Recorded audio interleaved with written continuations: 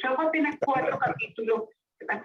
Y hablamos la semana pasada de situaciones bastante complejas acerca de este personaje, porque si bien era considerado profeta, podríamos más bien decir que se trata de un antiprofeta, porque para él es inconcebible que Dios lo vaya a enviar a una misión a Nínive, cuando Nínive ha sido tradicionalmente enemigo de Israel.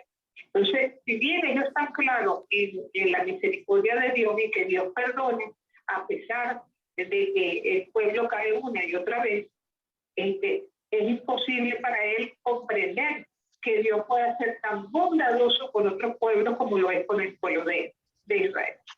Entonces, es un texto que a pesar de que el nombre de este personaje es mencionado en el segundo libro de Reyes, en el capítulo 14, es claro que tiene que haberse escrito explícitamente, sobre todo después de la caída de Nínive, que sabemos que fue hacia el 612 a.C.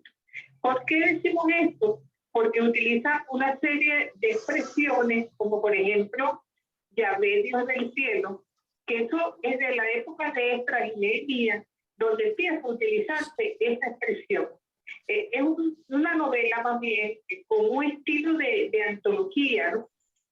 Entonces, de alguna manera, este es un personaje que, si bien se describe como siervo de Yahvé, pudo no comportarse así, porque tiene una mentalidad completamente contraria a la misericordia de Dios.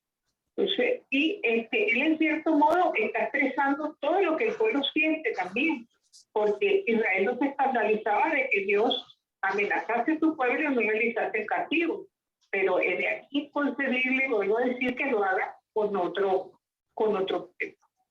Entonces, así como Dios, el de Isaías, o sea, los capítulos que van del 40 al 55, ha mostrado su amor por los paganos y la universalidad del reino mesiánico. En el libro de Jonás, de modo exquisito, se revela precisamente la voluntad salvífica y universal de Dios. Ahora, podemos decir que esto es un suceso histórico. Definitivamente no. No se trata de un hecho real. Y eso viene avalado por varias cosas. En primer término, la conducta singular del protagonista. Es un fanático. Él se desea la muerte a sí mismo antes que obedecer la voluntad de Dios, como un niñito malcriado. Otro detalle es que ningún profeta recibió el encargo de ir como predicador de penitencia a un pueblo pagano. Jeremías, por ejemplo, anunció el castigo a los paganos, pero no fue donde ellos. En el caso de Jonás, sí, ¿verdad? También es interesante la singular concepción de Nínive, porque históricamente no es posible encontrar en ninguna época, ni siquiera la que corresponde a Jonás, que haya habido semejantes circunstancias de penitencia y conversión por parte de algún pueblo. Entonces, y el autor hace aquí un documento, si se quiere, expulso, describe gráficamente la penitencia y la conversión de Nínive, porque empieza expresando que era una ciudad sanguinaria, toda llena de mentiras. Entonces, otro punto universalista del autor está confirmado por el uso de los nombres de Dios. Por una parte, utiliza el nombre de Yahvé. Iramar, ¿puedes pasar a la lámina que sigue, por favor? Sí, cómo no. El Yahvé es el nombre que se reveló a Moisés. Jonás lo emplea para los marineros, que son paganos abiertamente, para que sepan que Yahvé es el Dios de los cielos, que hizo los mares y la tierra. O sea que de alguna manera marca las relaciones entre Dios y Jonás. Pero también se utiliza el nombre de Elohim, ¿verdad? Que es el nombre general de Dios, y se utiliza más que todo para las relaciones de Dios con los ninivitas. ¿Puedes pasar a la próxima lámina, Iramar? Sí, ya estoy ahí, estoy en Judith. Okay. Estoy en Judith, profesor. Exacto. Ahora, se piensa que era una antología porque que se escoja precisamente una ciudad pagana y que sea tan conocida en el Antiguo Testamento. Ahora, en este texto ocurren situaciones bastante extrañas, por decirlo así. Por una parte, y esto lo vemos en los capítulos 2 y 3, el milagro de la ballena, ¿verdad? Entonces, para empezar, es imposible que Dios haya precisamente sido una ballena, pues quien haya permitido que se tragó a este personaje. Y probablemente se está hablando de un gran pez, ¿verdad? Y básicamente, en esta pequeña muestra de 4 capítulos, vamos a encontrar en el primero la orden de Dios de ir hacia Nínive precisamente. ¿Y qué hace este personaje antiprofeta, como lo hemos mencionado? Bueno, él simplemente se niega y prefiere hasta morir que salir a obedecer la voluntad de Dios. ¿Y qué le pasa a este personaje?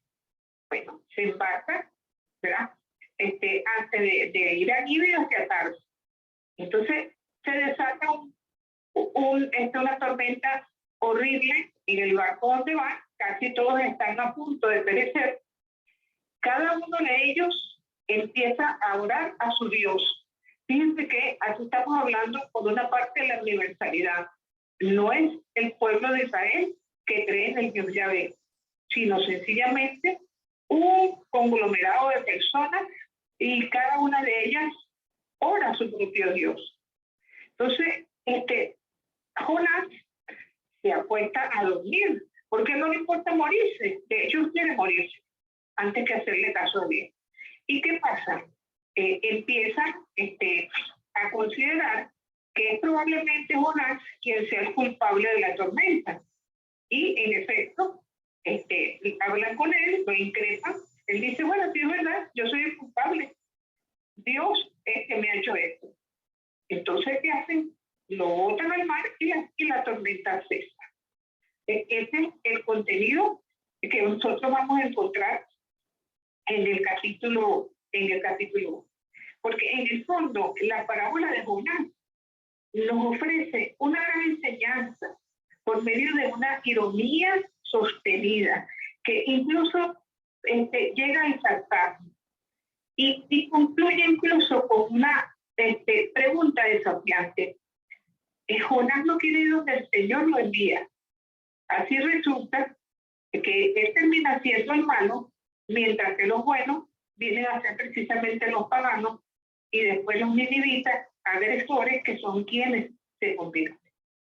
Y allí vemos también elementos mitológicos, el mar y el cetáceo. ¿Por qué el mar? El mar siempre representó una amenaza para el pueblo judío, porque ellos nunca fueron marineros y más bien consideraban que cualquier pasión siempre venía del mar y ellos le tenían mucho respeto. Y evidentemente no deja de ser mitológico la presencia de este mar. En el capítulo 2 podríamos enmarcarlo en 2 expresiones.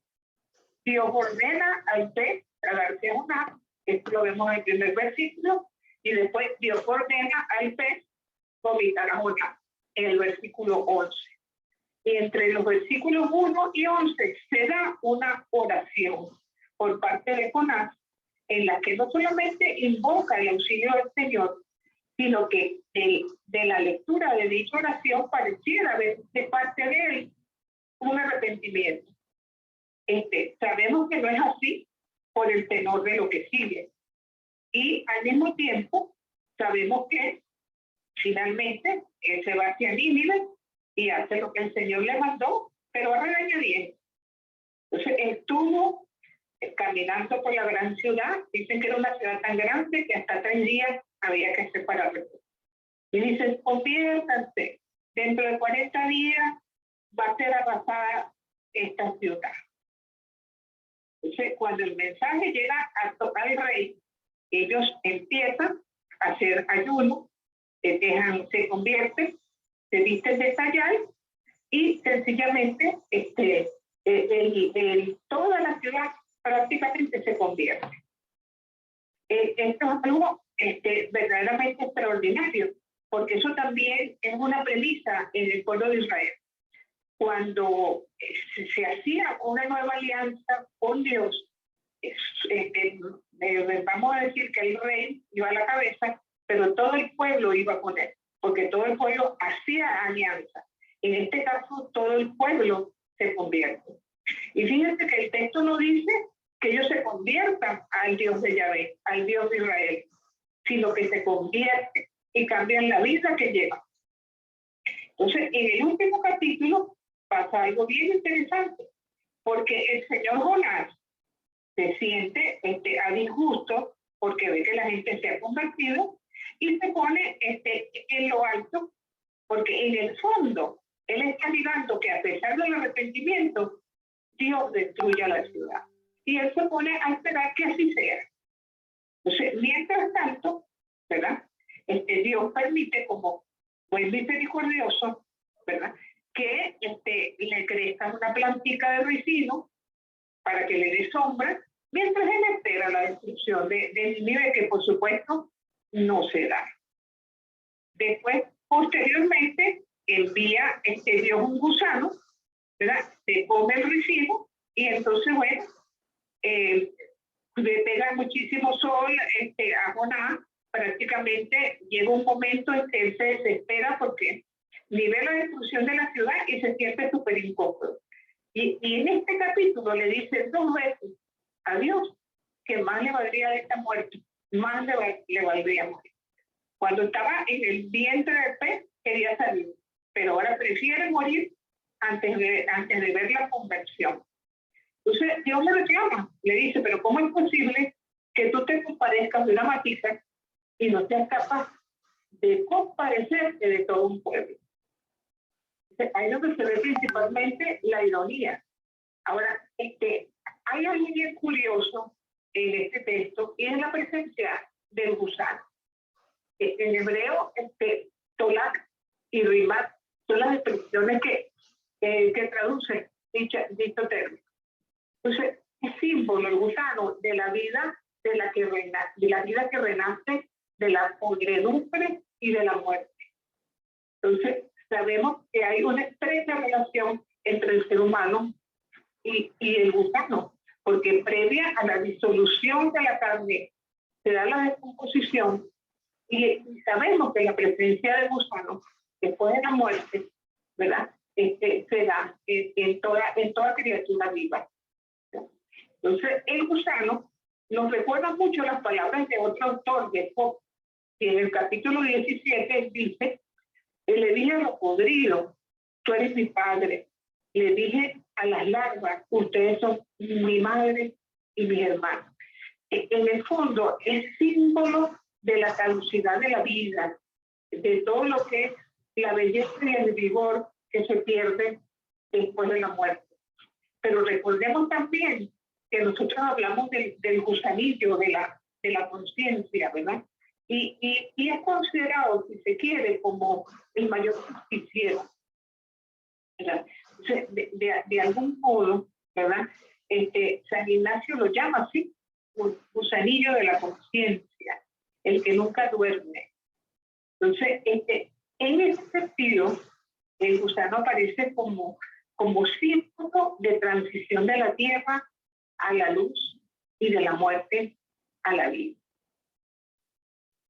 Entonces, sin negar en este capítulo 4 la importancia del perdón y la misericordia, que a lo largo de toda la teología bíblica vemos, el libro de Jonás no puede ser meramente el mensaje de que Dios perdona a quien se arrepiente, porque en dicho caso, el capítulo 4 no sería necesario. Entonces, ¿por qué huye Jonás de su vocación original? Lucha por la justicia contra la clemencia de Dios.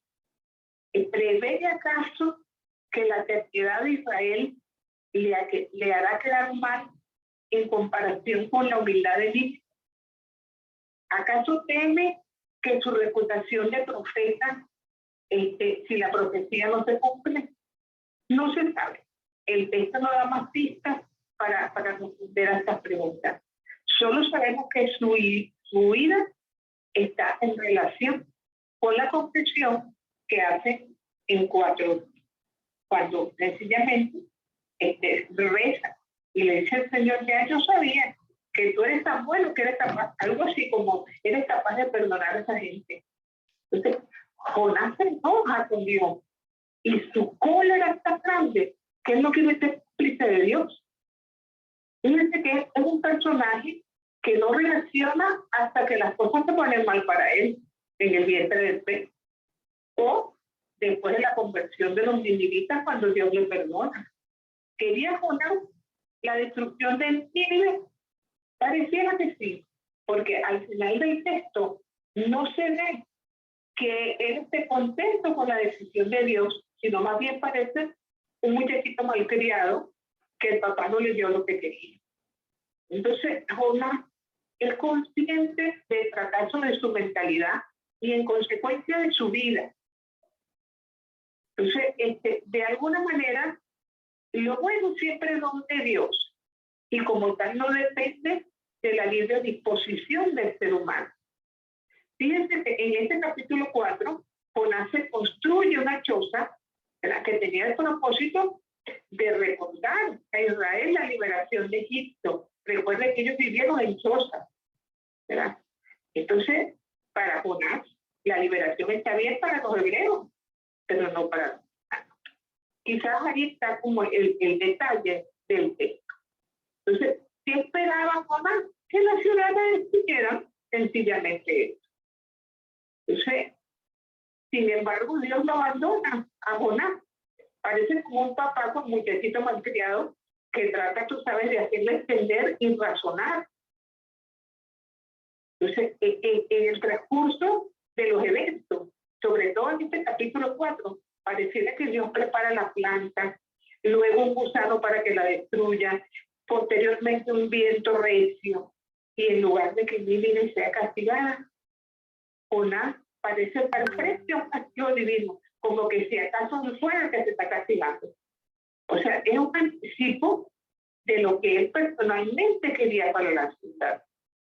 Entonces, en el fondo, Jonás somos todos, cada uno de nosotros cuando somos egoístas. Cuando decimos, caramba, pero ¿cómo es posible que a fulano pareciera que está bien con todo el mundo, que todo el mundo lo quiere, y yo que soy tan chévere, a mí no me quieren? Entonces, esto hace, fíjense que él quiera morirse, y esta vez no se lo pide directamente a Dios que lo mate, pero él se echa un rincón porque él quiere morir. Fíjense que son las últimas palabras de Jonás en la narración. Dios le muestra a Jonás el contraste entre una ciudad entera y una planta. Enojado estaba Jonás porque Dios no destruye la ciudad y porque él vino a destruir su planta. Entonces, hay un reclamo de parte de Dios. Dijo, si tú tienes piedad por una planta, ¿por qué no vas a tener suerte de preocuparte por Nínive? Entonces, en este texto se ve muchísimo la paciencia de Dios. La paciencia de Dios con este personaje, que no solamente tocaba su autoridad, sino que de paso pareciera enojarse por lo que él considera que es injusto. Ahora, la pregunta que quizás debemos hacernos es si Jonás es diferente al resto de la humanidad. ¿Cuántas veces damos por sentado los dones que Dios nos da, nos muestra con su gracia, con su misericordia, y nos acostumbramos tanto a ello que prácticamente es como que si Dios no nos debe? Entonces, fíjense que a pesar de que este texto sea aparentemente breve y hasta insignificante, es mencionado en el Nuevo Testamento. Quisiera la amiga que sigue, Iramar. ¿Ya la pusiste? Sí. Ah, perfecto. Fíjense que entonces vamos a tratar de ver un poquito las veces que aparece en el Nuevo Testamento la mención de Jonás. Y aparece bajo dos circunstancias. En primer término, la señal de Jonás. Recordemos en el Evangelio de Lucas y en el capítulo 19, la actitud de Jesús con Zaqueo, un recaudador de impuestos y prototipo del opresor en el Nuevo Testamento. Quizás sea la mejor manera de entender a Jonás. porque viene a representar lo que sería Nínive en aquel entonces, ¿no? Entonces, el relato de Lucas nos habla de un acercamiento voluntario, no resistente como el de Jonás, de Jesús al explotador. Y eso provoca su conversión. Entonces, ¿dónde aparece la señal de Jonás? Aparece en dos textos, tanto en el Evangelio de Mateo como el de Lucas. Y más o menos tiene el mismo tenor. En Mateo 16:1 dice, en Mateo 12:39. Una generación malvada y adúltera demanda señales, pero no se le dará ninguna señal, sino la señal del profeta Jonás. Porque así como Jonás estuvo 3 días y 3 noches en el vientre del gran pez, así estará el Hijo del Hombre en el corazón de la tierra 3 días y 3 noches. Los hombres de Nínive se levantaron en juicio contra esta generación y la condenarán, porque ellos se arrepintieron ante la proclamación de Jonás. Y aquí hay uno que es mayor que Jonás. Entonces, la mayor parte de los exégetas consideran que Jesús realmente pronunció estas palabras, que más tarde guardó, meditó y desarrolló la iglesia. El texto paralelo de Lucas también menciona la docilidad de los habitantes de Nínive ante la palabra de Jonás. Pero Mateo insiste mucho en lo de 3 días y 3 noches en el vientre del pez para referirse a la muerte y resurrección de Jesús. La señal de Jonás sigue siendo misteriosa, porque la historia de este profeta incluye un importante mensaje espiritual. Presenta como la incubación de la palabra divina por un hombre que no quiere tener esa palabra en su corazón y en sus manos. Entonces, esa germinación se lleva a cabo en un espíritu que está chocado, está tan espantado que es capaz de decidir la vida. La otra vez es mencionado el barco de Jonás y ya que se hace en forma indirecta. Aparece en el relato de la tempestad calmada. También en este caso vamos a tomar el relato de Mateo, que está en el capítulo 8, y que de alguna manera revela un sentido muy profundo. Jesús se lleva los discípulos en una barca que se enfrenta con un vendaval, pero en la orilla pagana, en la Decápolis, donde vive un hombre en estado salvaje, poseído por espíritu. Aquí tenemos una ilustración de la señal de Jonás. Entonces, hay que descifrar a la luz de la visión de Jesús, el Hijo del Hombre sobre las naciones en Israel. Jonás en plena tempestad duerme en las bodegas del mar. En el vientre del pez continúa su retiro en el fondo de la paciencia de Dios. Entona desde el fondo del mar un cántico que canta el poder de Dios, que hace descender al hombre al foso para luego hacerle subir de nuevo. Fíjense qué hermosa estas palabras que en el fondo viene a representar esa analogía, porque en el caso de Jesús, con los discípulos, también pasa lo propio.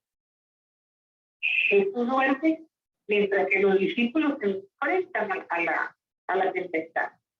Llega un momento que, al igual que aquellos marineros, le dicen a Jesús, bueno, pero ¿qué pasa? No te importa que nos muramos. Y Jesús está sencillamente tranquilo. Fíjense que dice que cuando hay una tempestad muy fuerte, en el centro de la tempestad hay calma. Allí quizás debemos interpretar el sueño de Jesús. Él está en calma completamente. E incluso les reclaman que ellos no sean capaces de tener confianza sabiendo que están con él. Fíjense que una y otra vez, no solamente en este caso, cuando Jesús les pide confianza, ¿verdad? Entonces condena siempre la falta de religión en las contradicciones de los seres humanos.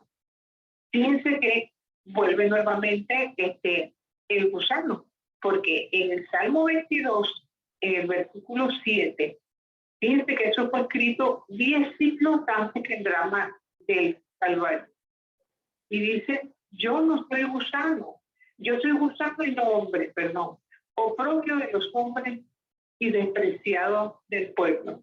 ¿Acaso no fue esto lo que le pasó a Jesús? ¿Sí?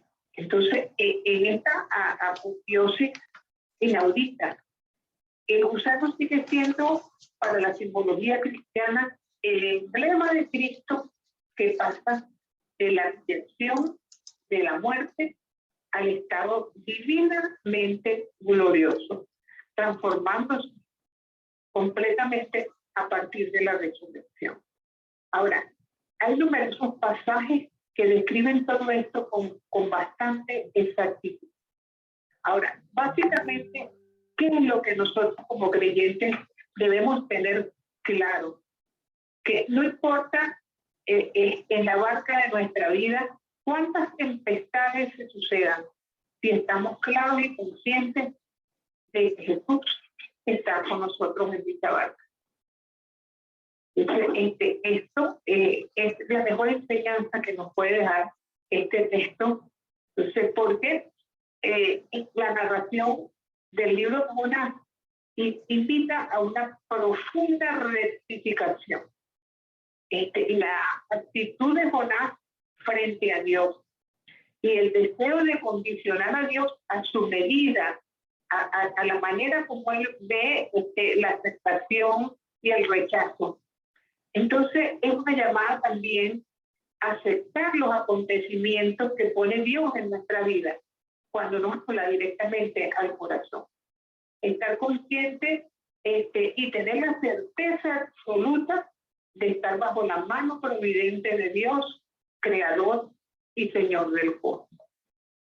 Dicho esto, quisiera pasar al libro de Jonás, de Judith, pero no sin antes, si tienen algún comentario sobre este texto o algo que quieran acotar, sería excelente. Pues háganlo duro para que yo pueda escuchar.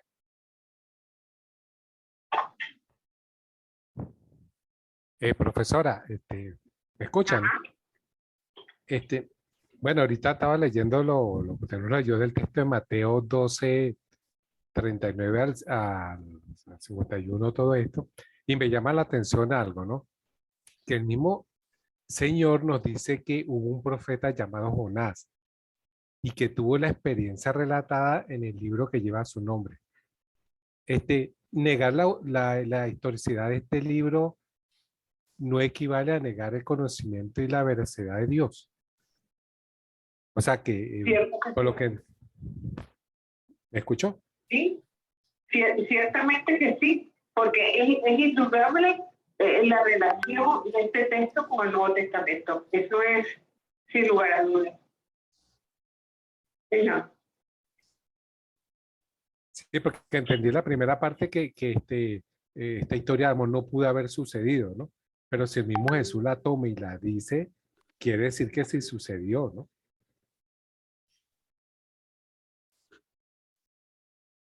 Esta última parte no se la escuché, Iramar. Ah, ok. Repito. Que porque creo que entendí en la primera parte que el relato o la historia del libro de Jonás carecía un poco de la historicidad, o sea que de repente era un cuento o no era verdadera lo que ocurrió allí. Pero si el mismo Jesucristo lo cita y lo narra, quiere decir que, oye, sí es histórico, ¿no? Sí sucedió eso. ¿Te escucha un profe? Sí, ahora te escuché. Vale. Bueno, no podemos decir que sea histórico, pero sí que el relato lo conocía Jesús. Porque hay relatos del Antiguo Testamento que no necesariamente son históricos, pero son profundamente teológicos, educativos, inspiradores, espirituales. Entonces, es evidente que Jesús conocía el relato de Jonás. Exactamente. Y recuerden que hasta hace 100 años no se discutía sobre la historicidad de los textos bíblicos. Se pensaba que siendo palabra de Dios tenía que haber pasado así, que no había no tenía por qué haber ninguna duda. Hoy en día sabemos que es un libro de fe escrito por la gente de fe. Y eso tiene la consecuencia de que muchas veces es el camino de reflexión y de fe de un pueblo el que vamos a encontrar a lo largo de su país.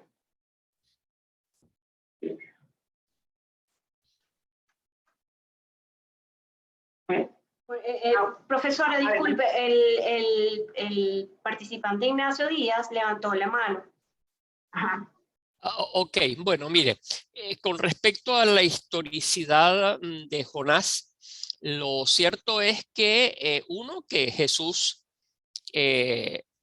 recuerda el hecho, vamos a llamar teológico, de Jonás, y hasta llega a compararlo con su muerte y su descenso al sepulcro y su resurrección. Ok, es lo mismo que podemos decir que históricamente existió el padre que repartió la herencia entre el hijo que se va de rumba y el que se queda hacendoso en la hacienda y lo ayuda. Históricamente es cierto que cuando vino el hijo pródigo, el padre mandó a matar el becerro y hubo fiesta y bonche.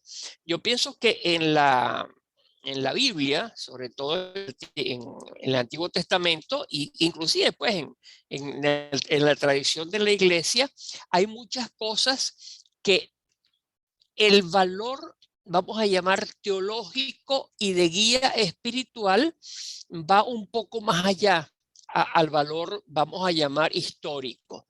¿Por dónde cruzaron los israelitas saliendo de Egipto? Por el norte, por el sur, por una brecha, se abrió el mar, no se abrió, llegaron y llegaron a la tierra prometida. Ahí es un poco el elemento, vamos a llamar, de la fe contra el elemento, o no contra, sino que a veces como que no está muy de acuerdo con las comprobaciones históricas exactas y meticulosas. Gracias. Tiene ciertamente, Ignacio, mucha razón, porque miren, parece ilógico, ¿no? Pero hay mucha gente que cuando le comprueban que tal acontecimiento no es histórico, piensa que le están quitando la fe. Hay gente que todavía discute que Adán y Eva fueron personajes históricos, a pesar de que estamos hablando de que los 11 primeros capítulos del Génesis son míticos y que vienen a representar lo antropológico, todo lo que subyace en el interior del humano. Y sin embargo, seguimos viendo estas cosas en nuestra época. Así que no debería asombrarnos demasiado. Okay. Tiene razón, disculpe, bueno, profesora, disculpe, perdón. Otra pequeña novela que vamos a encontrar en la Biblia también. En este caso es la novela de Judith. Y fíjense que este es un texto... Profe, perdón, disculpe que la interrumpa. Por el chat tenemos tenemos una intervención y tenemos a Janet Díaz, también con la mano levantada. Vale. Por el chat, Luz nos pregunta, profe, en la Tanakh, el libro de Jonás, ¿está dentro de los libros proféticos? Y sí. Entonces sí. ¿Ok? Luz, la respuesta es sí. Vale. Y por el otro lado, tenemos por aquí con la mano levantada a la señorita Janet Díaz. Janet. Es muy breve, gracias. Es muy breve, profe. Sí, pienso que en este libro, por lo que yo entendí, es básicamente algo muy simbólico. O sea, todos los elementos digamos que yo no lo percibí, por lo menos cuando lo leí, como algo real o histórico 100% contactado, sino que pienso que es algo que realmente es símbolo. Es como usted habló en el caso del gusano, creo que es eso. Y Jonás representa al pueblo de Israel, sus actitudes y todo este tipo de cosas. Ok, muchas gracias. Tal cual, así es. Así es, mi gente querida. Profesora, ¿Alguien una más? Iramar, Perdone, ¿alguien más? profesora, está así, aquí alguien está diciendo profesora, pero no lo logro identificar. no, soy yo, Jesús Arevalo. Jesús, profesor. Ok. Ah, ok. El reino de Jeroboam II existió, o sea, ¿es histórico o no es histórico? ¿Aló? Ahora sí, ¿qué dijo Iramar? Que si el reino de Jeroboam II existió o no existió, o sea, si es un hecho histórico. Sí lo escuchó ahora, profesor. No, él habla de Jeroboam, no le gusta Jeroboam. Si existió o no existió históricamente, eso sí es real o no.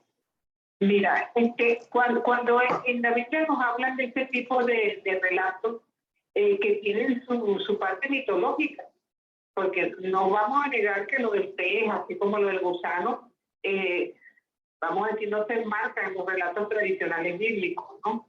Entonces, cabe suponer que lo que debemos sacar de ahí es una enseñanza. Hay un pasaje, en efecto, que es mencionado en el segundo libro de Reyes, capítulo 14, en la época de Jeroboam II, que gobernó durante 40 años en Israel. Ahora, este texto, o Jonás, hijo de Amitai, tal como lo refleja el libro de Reyes, tiene que ver con este texto o con el autor de este texto, no sabemos.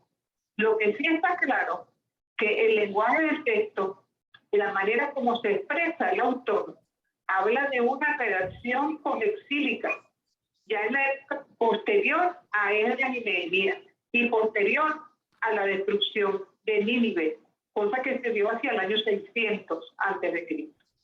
Entonces, y la época de Jeroboam fue 200, 300 años antes de eso. Entonces, los nombres de la Biblia se repiten. Y si en efecto Jonás fue un personaje histórico capaz de inspirar esta novela, se trataría de otro Jonás y no del que nos habla el libro de Reyes, porque históricamente no coincide en la fecha.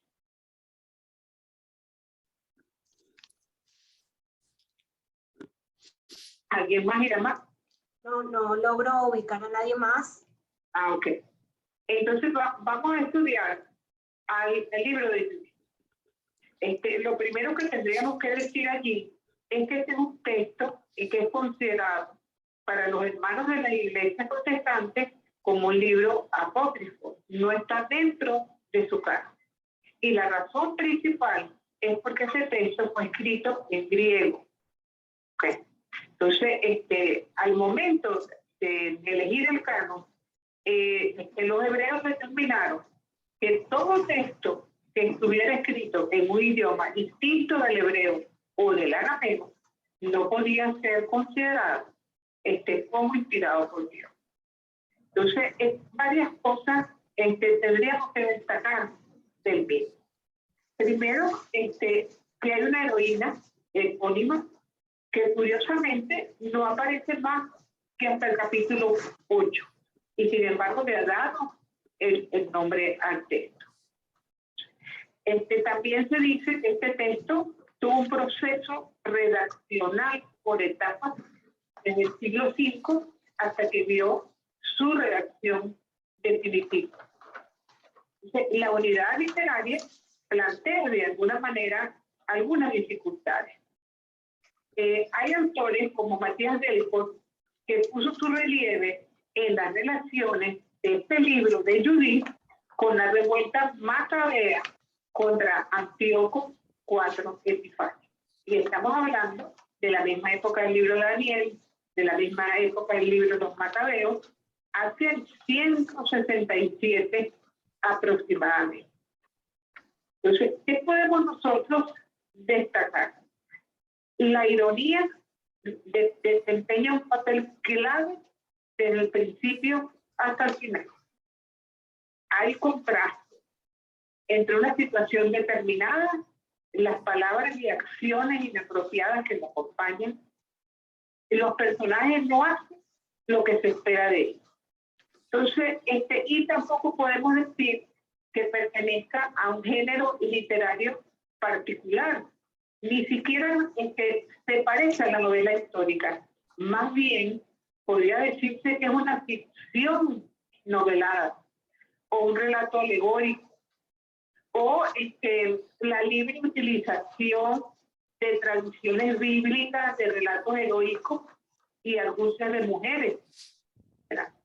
Ahora, novela judía o judío-helenística, el relato folclórico o con dimensión étnica, propaganda religiosa con acento nacionalista, quizás. Ahora, por eso decimos, ¿verdad?, que se vincula en su autoría hacia el 150 aproximadamente antes de Cristo, de autor desconocido, ¿verdad?, y probablemente en la época de Antíoco IV Epífanes. Nosotros podemos dividir este texto en dos grandes partes. Hasta el capítulo 7 y de ahí en adelante del 8 al 16, que es cuando aparece precisamente la autora, Judith, la protagonista, por decirla de alguna manera. ¿Qué podemos nosotros decir con respecto a esto? Se enmarca en un imperio que está en vías de creación. Es una conquista que comienza una fase de maduración y consolidación del poder hacia un núcleo que será Nínive. De alguna manera se habla que Artax, rey de los medios, hace preparativos de guerra, llamada a una alianza con los vecinos, o por lo menos a su neutralidad. En cambio, todo aquel que lo rechazaba, encendía la cólera del rey, se vengaba de aquellos que lo habían despreciado y de alguna manera se fue pueblo tras pueblo teniendo victorias tras victorias, y podríamos decir que conquistó, según el texto, ¿verdad?, todo el mundo conocido, excepción de algunos enclaves, como precisamente el pueblo de Israel, ¿verdad?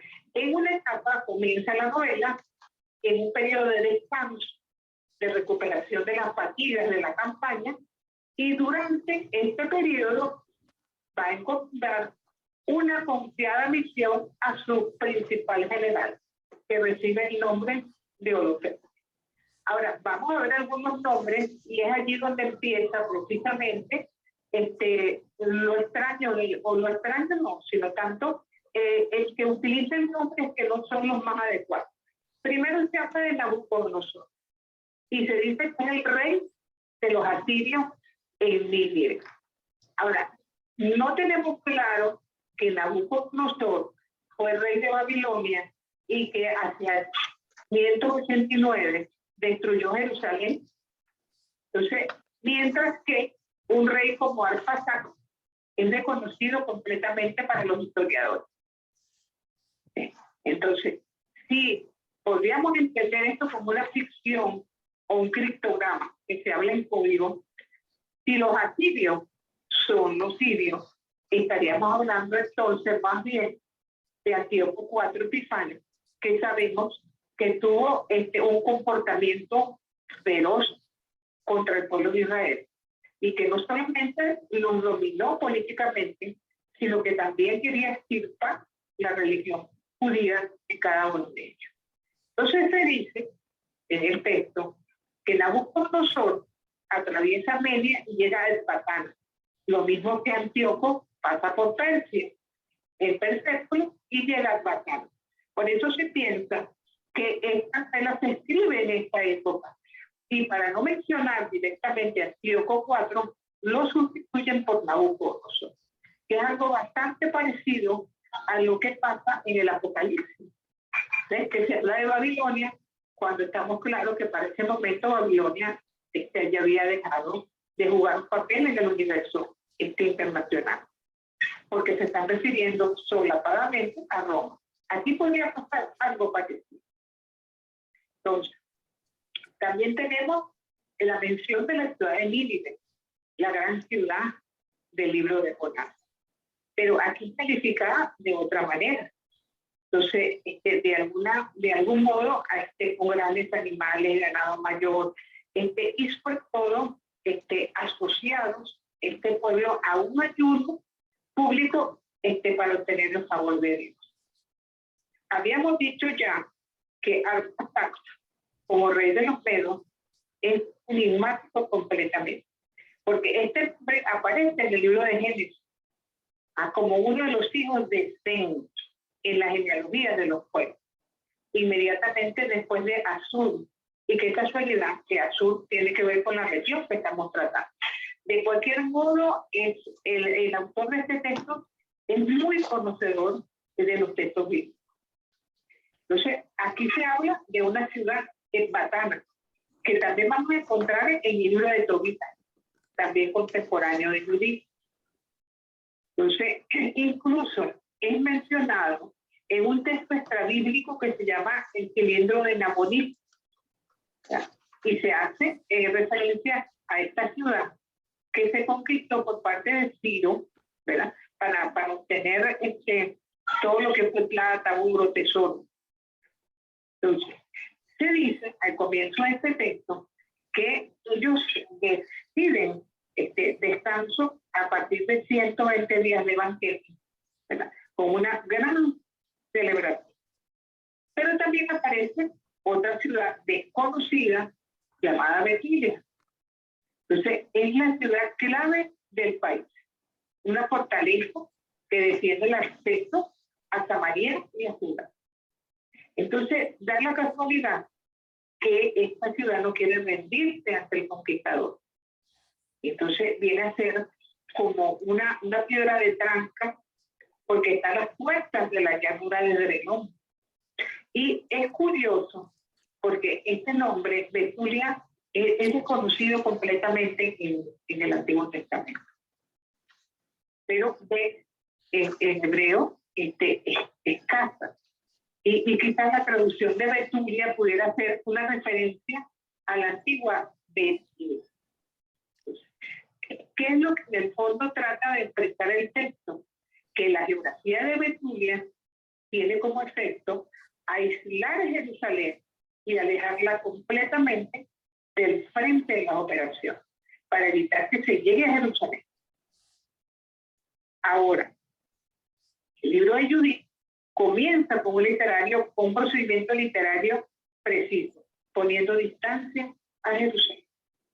Entonces sabemos que la misión de los Fernes, después de 120 días de descanso, se han terminado. Y de ahí en adelante se convoca a la guerra permanente el día 22 del primer mes. Eso lo dice el texto de Judith en el capítulo 2, versículo 1. Ahora, ¿por qué 120 días? 120 días quiere decir 4 meses antes. O sea que implícitamente la historia está comenzando el día 25 del 9º mes del año anterior. Y ese día viene a representar el primer día de la fiesta de Hanukkah o la dedicación. Una fiesta que fue instaurada después de la revuelta de los macabeos en honor al templo purificado de mancillaciones extranjeras. Entonces, aquí entonces se insitúa como marco de referencia a la historia este detalle. Y cuando hablan del 22 del primer mes, que es el 22 de Nisan, están hablando del primer día después de la fiesta de los Asim, inaugurada por la Pascua. Entonces, este es un texto que llama la atención por la importancia que le da a las fiestas judías. Pero resulta que Nabucodonosor quiere vengarse de toda la tierra. Todas las ciudades han sido sometidas. Pero Betulia no quiere caer. Entonces, todo el mundo, ¿verdad?, empieza a tratar de congraciarse con el conquistador, y quienes no lo hacen, bueno, se convierte en una pesadilla, devastación, saqueo, devastación física y espiritual. Entonces, de alguna manera, la actitud de Holofernes con respecto a los dioses y santuarios de estos países conquistados no solamente se ligan a la cultividad, sino a la extirpación de la fe. Por eso es que la relaciona en el fondo a un personaje que sí fue histórico, que fue Antíoco IV Epífanes.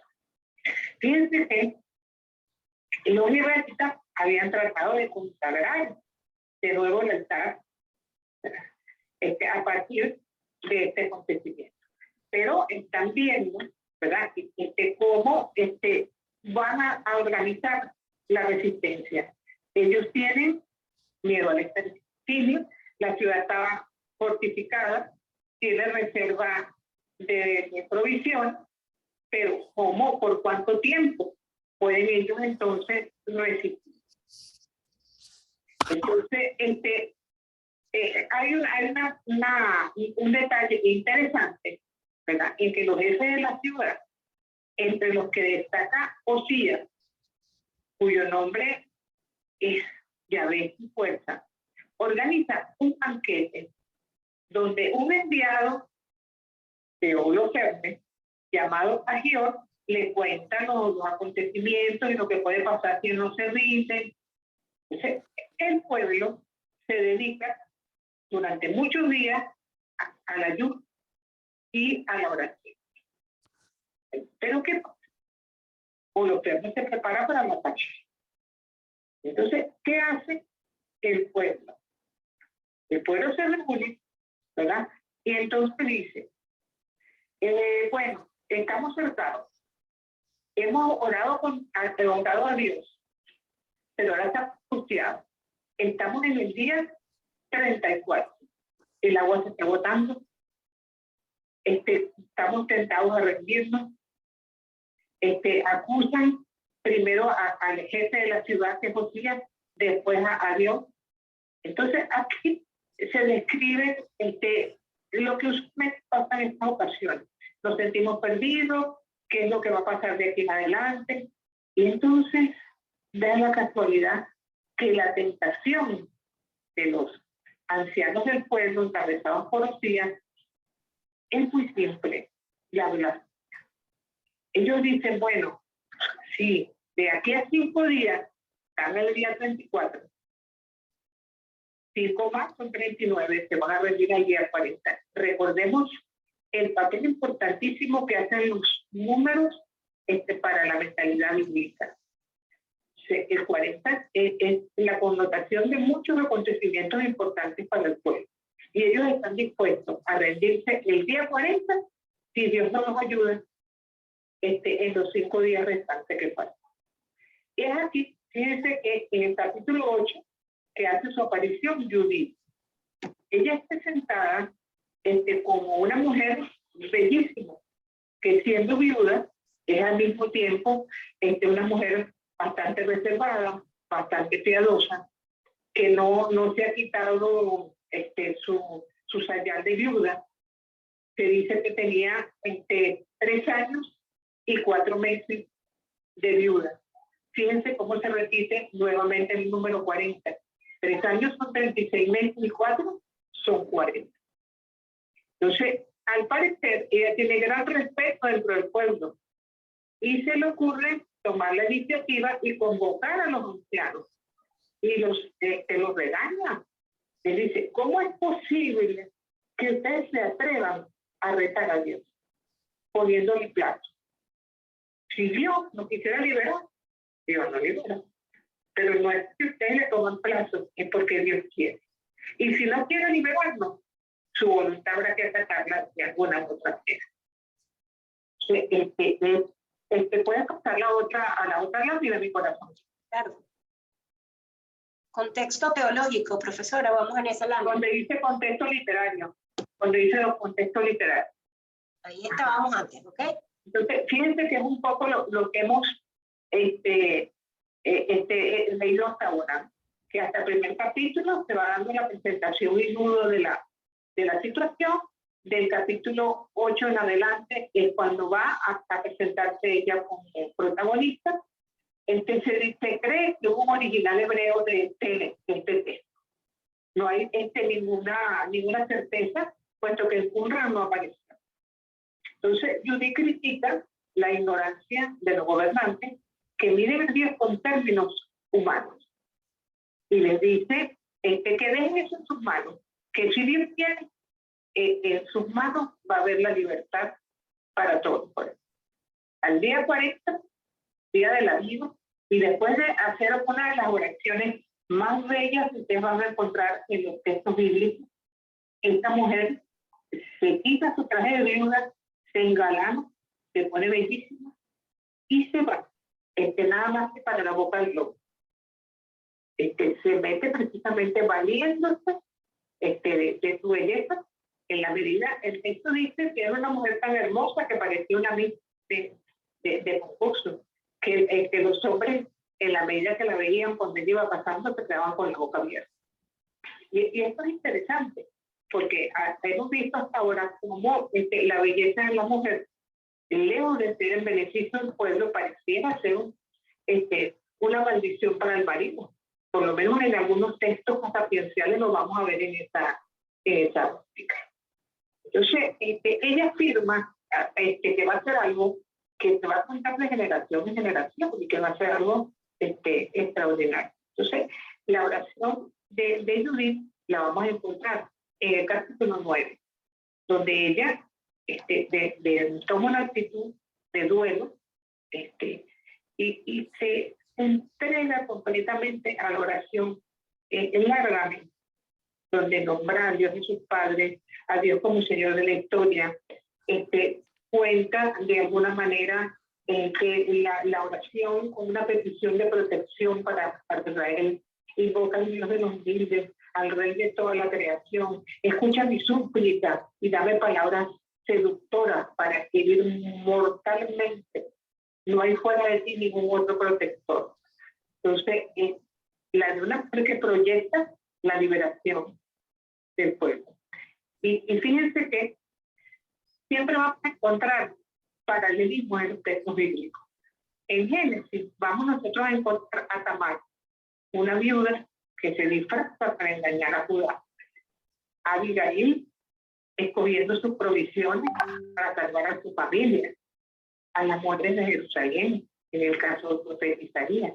Pero aquí también Judith está mostrando que se puede tomar la iniciativa y convertirse en modelo de esto. Entonces, ella se va al campamento enemigo con su criada y de alguna manera también es sometida a un interrogatorio tipo policial, donde tratan de controlar la identidad. Ella se presenta como que se ha fugado de los hebreos porque ellos están a punto de caer en sus manos, se han alejado del Dios de Israel y yo no quiero eso. Entonces ella busca de alguna manera congraciarse con el Eterno, que evidentemente se presenta como un hombre que se la quiere comer y se la quiere comer físicamente. Entonces ella trata de ir poco a poco, llevándolo con calma. Él le va tomando confianza durante varios días. Y bueno, cuando finalmente acepta su invitación a participar de un banquete, le da bastante licor, finalmente él se duerme, y una vez que se duerme ya le corta la cabeza. Tan simple como es. Entonces, el mismo saquito donde ella llevaba su comida, ella mete la cabeza de Olofet y se va para donde destruye. Entonces, ¿qué pasa después de la decapitación? Al día siguiente, la gente de Betubia pone la cabeza de los verdes en el muro de la ciudad y el texto dice que todo el ejército desfavorido se aleja completamente y prácticamente ganan la batalla. Una batalla sin mediar armas, sino sencillamente acabando con la cabeza.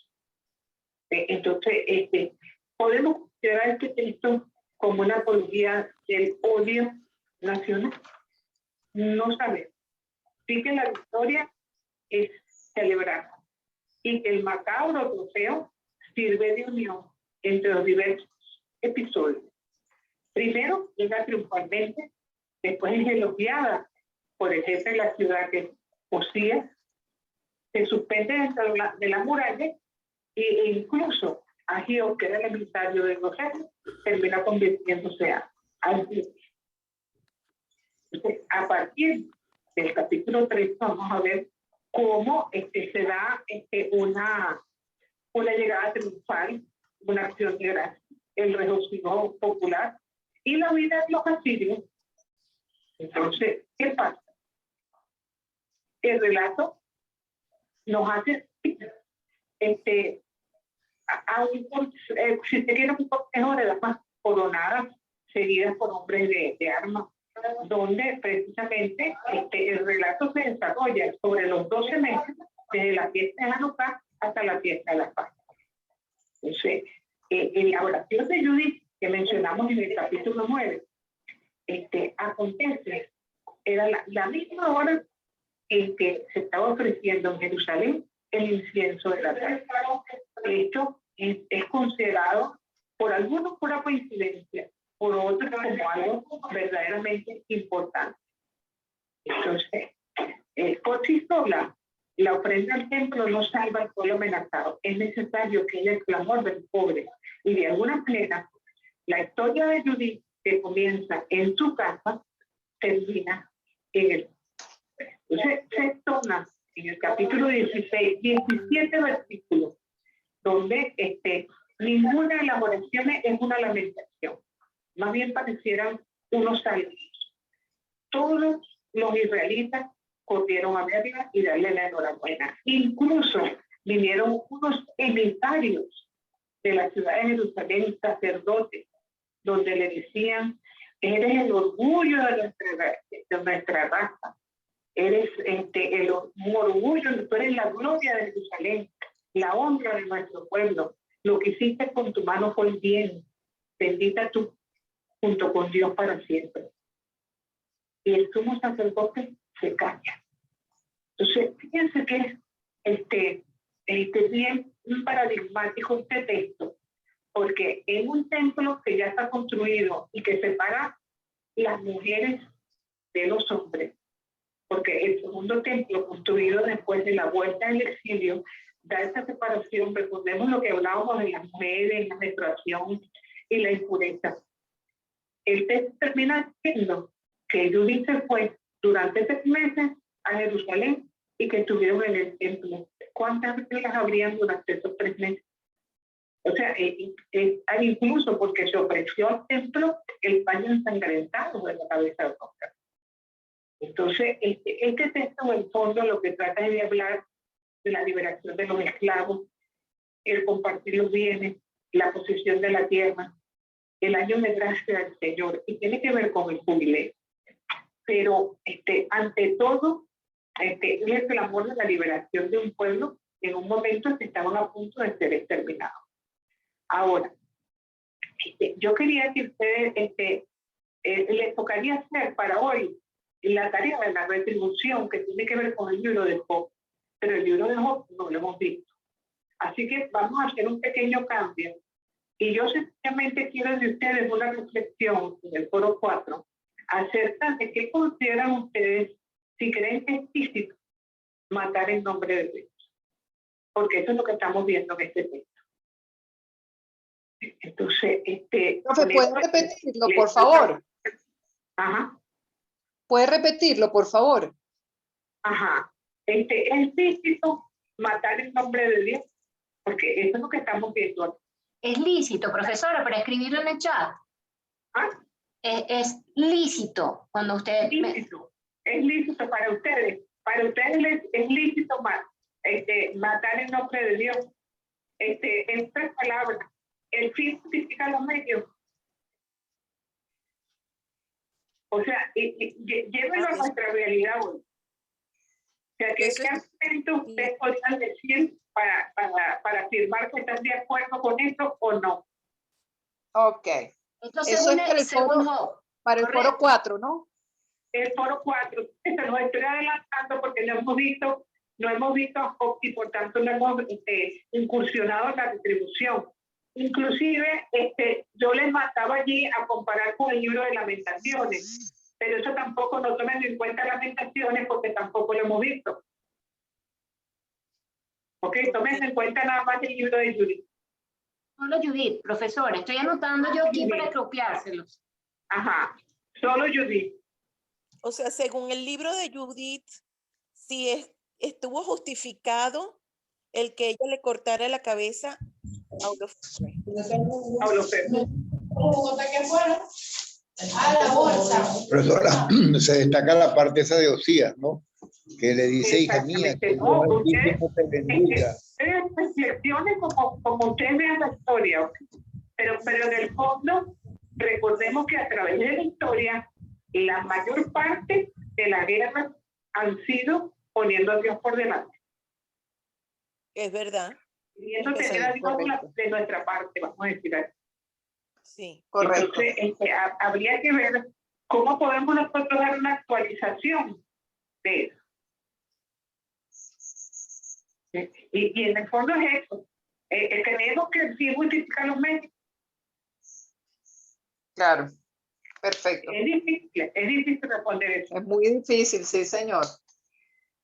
Bueno, Mucho, entonces, porque- muchachos, les estoy copiando en el chat lo que interpreto de la tarea de la profesora, tarea foro 4, es una reflexión. ¿Es lícito matar en nombre de Dios? En otras palabras, el fin justifica los medios, la referencia, el libro de Judith. ¿Correcto, profesora? Perfecto. Perfecto, exactamente. Pero es foro, oyeron, es un foro. Foro. El foro 4, creo. Semana que viene. Sí, sí. O sea, ese lo mandamos por el aula virtual para aula virtual. para discutir como lo hicimos. Siempre Pues. recuerden que el que se le pase la fecha puede mandarlo a mi correo sin ningún tipo de problema. Pero traten de que no se les pase. Perfecto. ¿Okay? Déjame Sí, copiar. no creo, si ustedes están de acuerdo, podemos continuar con otro texto que es el libro de, ay mira, vamos a pasar a la última lámina que me la comí. Ajá, sigo. Cuando nosotros hablamos, debo hacer una acotación. La lámina no está proyectando en un cajón central que tiene un texto. ¿Ok? La imagen que rebota en la pantalla no está enviando la imagen del texto central, profesora, que tiene la lámina. ¿Ok? no. No lo está reflejando. Eso debe ser que es una cajita por porque lo fuera. pueden bajar del aula virtual. Ok, Todo esto lo pueden bajar del aula virtual. vale, ya escucharon. La profesora indica que la presentación la pueden descargar desde el aula virtual.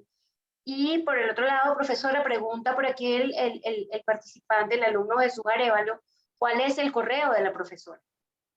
Rebeca Cabrera, todo pegado, 1311, @gmail. No se entendió. Ya lo estoy anotando. Ajá. Ahora, como... Rebeca con una sola C, ¿correcto, profesora? Ajá, hay dos acá pegadas. De Rebeca y de Cabrera. Exacto, sí, pero con una sola C la Rebeca. Ahí no, está. No, es acá. Por eso. Rebeca Cabrera. Pero no es Rebeca, doble C-A, es una sola C. Rebeca Cabrera. 1311@gmail.com. Está en el chat de correo. Vale. Entonces, fíjense, en el fondo, primero, el texto trata de destacar la fidelidad frente a la cultura griega. Recordemos el contexto histórico de quien gobierna en este momento, que es el sanguinario Antíoco IV Epifanio. Resalta las virtudes de oración, ayuno y penitencia, que también se destacan en el Nuevo Testamento. La apertura al extranjero, fíjense que Agión es aceptado como uno más dentro del pueblo. Una visión abierta a la espiritualidad, en cuanto a que es necesario orar y la necesidad de orar. Siempre la presencia de Dios contra la autosuficiencia y cómo la victoria de los débiles con la fuerza de Dios puede ser verdad. Igual la bendición y el regocijo popular. Ahora, fíjense que aquí tenemos el caso de una mujer que se vale de su belleza para obtener sus fines. Entonces, porque el texto lo resalta una y otra vez, que ella es bella, pero o sea, una mujer devota, pues, piadosa. Entonces, es bueno también entonces tenerlo presente. Para la semana que viene vamos a tratar de ver, si no me equivoco, no que sí, creo con Tobías y Job. Ajá. Correcto. Entonces, traten de leerse la novelita de Tobías, que también, al igual que Judith, es un texto que no formó parte del canon hebreo ni del canon protestante. Si tienen alguna pregunta, alguna observación, algún comentario, está abierta la...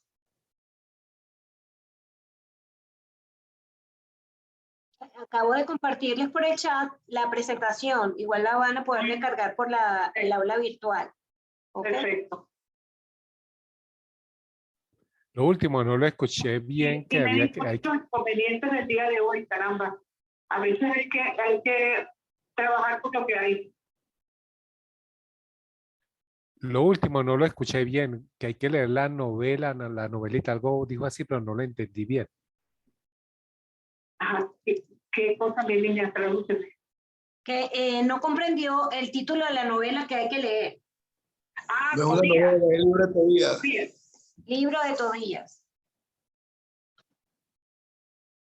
Sí, porque el de Job es muy largo.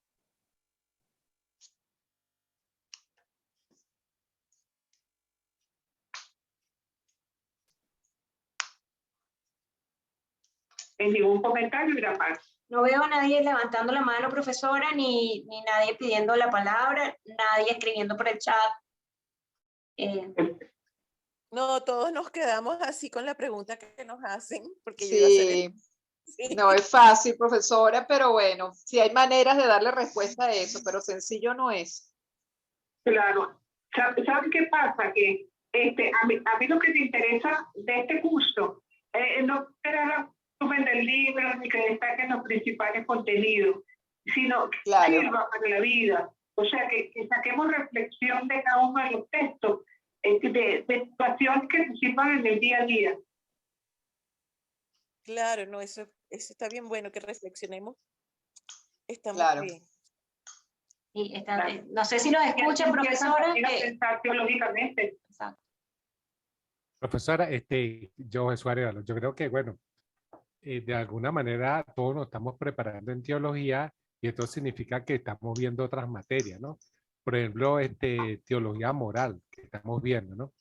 Y si a esa pregunta le aplicamos la moral como la estamos viendo, pienso que el objeto no, ¿cómo es? No justifica los medios, ¿no? Pero bueno, eso lo vamos a responder por... Sí, exacto, eso ya es parte de la reflexión. Exacto. Y recuerden que no hay respuesta mala. Lo que interesa es la reflexión. Claro. Muy bien. Bien. No es que tienen que responder lo que yo pienso, no. Claro. No es válido. Pero igual después usted nos dice qué piensa usted. Bueno, yo generalmente me lo reservo, pero ¿cómo no podemos compartirlo? Perfecto. Está bien. Estoy que participo de ese foro, muchachos. No, súper interesante, está muy interesante, porque este libro de Judith también es como el anterior, profesora, hay mucha simbología, o sea, hay mucha simbología y no podemos perder de vista el contexto, ¿ok? Si bien es un aprendizaje para nuestro presente actual y bueno, by the way, con todas las similitudes que increíblemente se siguen repitiendo después de tantísimos años, es un tema de que, bueno, sencillamente sí hay una simbología y hay un tema de que, o sea, los pobres representados en esa mujer que, bueno, se embragueta, se enfrenta a los que no hacen nada, la indiferencia, y ella, bueno, haciendo uso de sus armas, haciendo uso de sus armas de belleza, porque no tenía más nada, eso no era una mujer ni que tenía pistolas ni armas, sino bueno, su arma personal fue la que utilizó, pues. Es bien interesante la reflexión y creo que ahí hay un símil con la simbología de esa protección que Dios siempre nos invita a hacer a los más débiles, a los pobres. Pienso que hay una semejanza de ella en eso, pues como una liberación que Dios logra en alianza con esa mujer de un pueblo que estaba definitivamente sin agua. O sea, yo pienso que aquí No sé, así lo veo yo. Es un tema de ponerse en aquel contexto y de lo que ella Es vio, verdad. pues. Que, bueno, Sí, eso sí, nos sí. pasa a nosotros en Tenemos que nuestro situarnos contexto. en ese entonces y en la necesidad de sobrevivir a corto plazo. Exactamente. Y, Así profesora, es. por acá pregunta a un participante, Christmas Joy Catalán, ¿para cuándo sería la entrega del foro? Recuerden que si bien la semana que viene vamos a ver otra cosa, yo creo que yo se la puse para 2 o 3 semanas, si no me equivoco. El próximo trabajo es la retribución. Creo que es para... El próximo sería la retribución. Si vemos a Job, o sea, si nos da tiempo de ver a Job la semana que viene. Ok, Entonces, yo pienso que quiere decir que el foro es para el obviamente, próximo martes. y a Job le dedicaríamos un poco más de tiempo.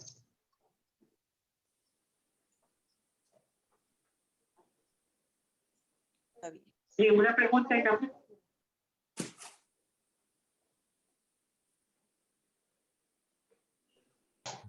Que el tema de la retribución está referido al libro de Job. Y la próxima Exacto. semana en el foro Bien. vamos a revisar el libro de Judy basado Correcto. en la ilegalidad o no legalidad de matar en nombre de Dios. Perfecto. Muy interesante, de verdad muy interesante. Gracias, Iramar, muchísimas gracias. Has hecho una tarea eficiente.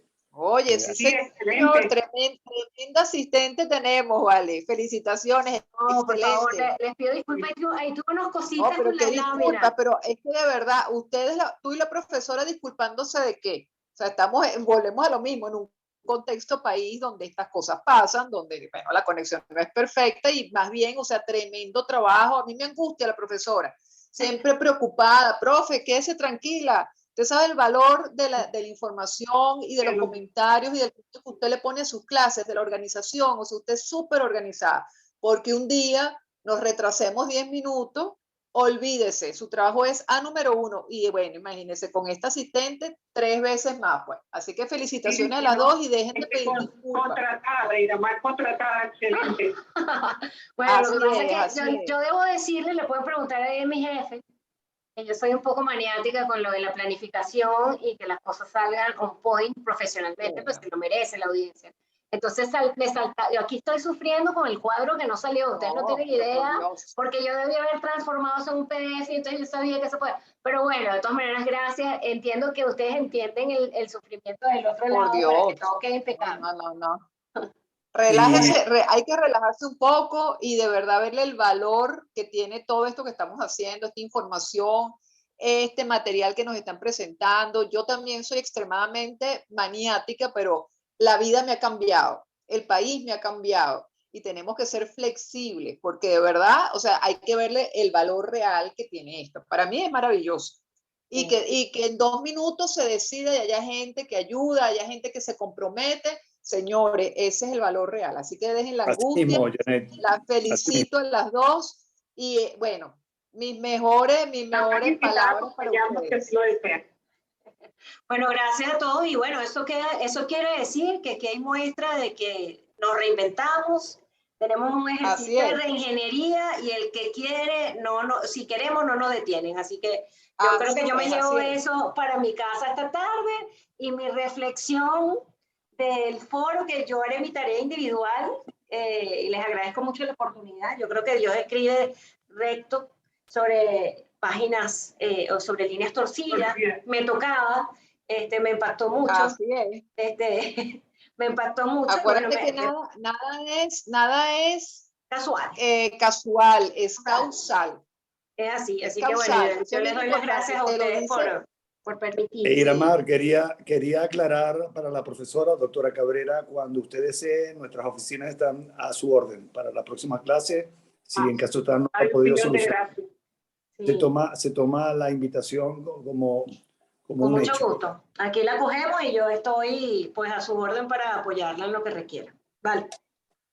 Vale, pues, 1.000.000 de gracias. Bueno. Dios les bendiga a todos. Gracias por su participación y bueno, nos vemos la semana próxima, Dios mediante. Listo. Ahora me queda el desafío número 2, colgarles la clase en YouTube. Ese es el desafío. Gracias, Perfecto, profe. gracias. Chao, Recuerden que buenas Buenas noches. noches a todos. Nos vemos en la próxima clase. Gracias. Buenas tardes. Chao, feliz tarde. Cuando traten le avisan.